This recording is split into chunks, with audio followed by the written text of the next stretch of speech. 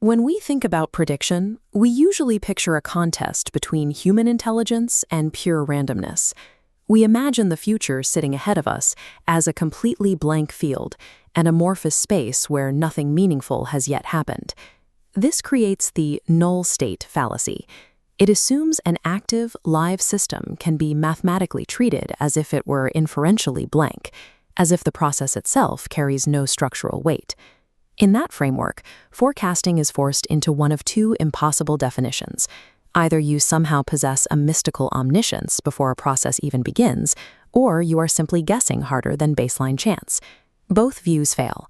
Applying a blank probability model to an inherently live, moving process is a strict epistemological error. Once anything begins to happen, the system is no longer blank.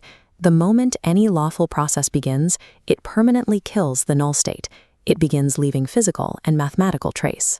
Every partial movement, every trajectory, and every onset creates asymmetry. That asymmetry permanently narrows the set of available futures, privileging some routes while actively excluding others. What we typically mislabel as pure randomness is frequently just unread residue. The deterministic material is actively being written. We simply haven't decoded the structure the system is leaving behind. Therefore, prediction is not the art of stealing a result out of pure uncertainty. It is the disciplined act of reading this lawful narrowing as the process unfolds. We have to move prediction out of folklore and reframe it as closure science, the strict mechanical observation of what reality is already actively committing to. This diagram shows a strict bounding box on a coordinate grid, representing the rigid parameters of a meaning contract. A mathematical prediction cannot legally exist without declaring this contract up front. Without it, you do not have a forecast. You have unpaid, theatrical intuition. The contract mandates 5 exact parameters: the object being predicted, the frame under which it matters, the consequence if it is true, the receipt that proves the claim, and the demotion rule that forces the claim out if it fails.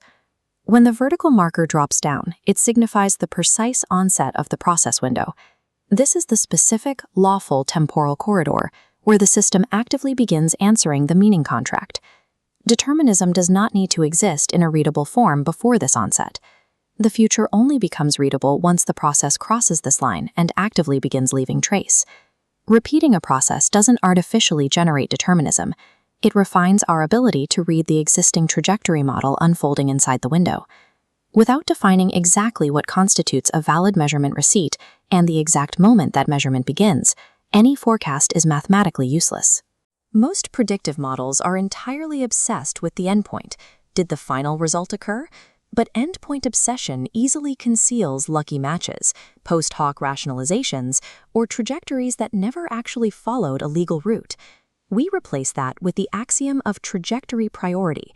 A prediction must be evaluated dynamically during descent, not blindly graded at its conclusion. This visualization demonstrates how monolithic forecasts are discarded. Instead, we fan out dozens of precise, contract-indexed micro-predictions from the onset line across the grid. A micro-prediction is a local, tightly bounded forecast regarding a specific, observable fragment of the system's live trajectory. Instead of guessing the final state, these fragments ask localized questions. Did the system cross a specific hazard line? Did it enter a required phase corridor? Did it achieve a partial structural lock? This decomposition transforms a giant, opaque guess into a fully auditable step-by-step reading of the system's live mechanics. If a system cannot explicitly tell you what its micro-predictions were, it isn't predicting. A prediction earns validity only if its approach, its stabilization, and its exit can be proven to stay inside the legal grammar of the process. This diagram maps a single trajectory line divided into 4 sequential segments: attack, decay, sustain, and release, or ADSR. This is the dynamic receipt grammar every micro-prediction must survive. The attack phase tracks the system's initial onset behavior and early markers. Decay tracks the damping process, where early false corridors and illegal routes are actively removed. Sustain measures the persistence of local locks, what stays stable long enough to count as real support. Finally, release is the critical phase where the system attempts to cleanly exit or complete the basin. This introduces Lyapunov legality. If a trajectory's release phase requires a physically impossible sharp turn or wildly unstable descent, the basin is forbidden, and the candidate must be instantly rejected. We also enforce ceiling legality. Any trajectory that spikes upward and demands illegal rates, impossible amplitudes, or physical boundary violations is killed on contact. Candidates cannot coast to the end on early high scores. They must climb escalation ladders, passing sequential, rung-specific audits to maintain their eligibility over time.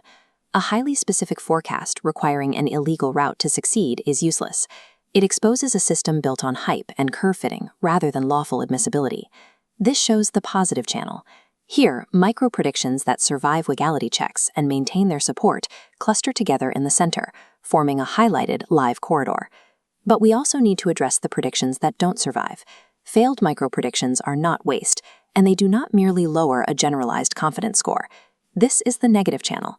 Every shattered micro-prediction constructs physical exclusion geometry, but broken fragments stack up to form impenetrable walls. This exclusion geometry performs a highly precise job. It maps exactly what the future answer can no longer legally be. This creates the pincer, the joint, simultaneous action of both the positive and negative aggregation channels. The green support corridors and red exclusion walls push against each other to geometrically squeeze the available space ahead. Standard confidence scoring only tracks what's becoming likely. The pincer tracks what is strengthening, while simultaneously isolating and carving away what is dying. Prediction is not simply the accumulation of positive evidence. It is the active squeezing of the future by support and exclusion acting together. The pincer mechanism does not always force the future into a single, monolithic answer immediately. This schematic outlines the three mathematically mature system outputs. Sometimes, maximum pincer compression yields a tight cluster of lines, a terminal admissibility band where a narrow family of lawful states survives. Other times, it isolates a single point, a singleton lock. And the third lawful output is the blank bounded box, abstention. This triggers when hazard dominates, ceiling limits are totally breached, or the contract loses lawful support. A good predictor must also be a good refuser. A system optimized only to produce confident, aggressive positive outputs is fundamentally dishonest. Outputting a narrow admissibility band or triggering a lawful abstention is not a failure of the model. It is a demonstration of mature, disciplined partial collapse. This leads to our capstone concept, pre-settlement determinacy. The legal answer space can fully collapse, and the outcome can be mathematically determined well before the physical, observable system actually reaches its final visible state. We can discard the mystical fantasy of predicting outcomes from a frozen, eternal blank state. Determinism is process-bound, written in real time by the asymmetry of live events. Prediction is not guessing. It is the lawful collapse of a contract-bounded future, driven by the geometric pincer of support and exclusion.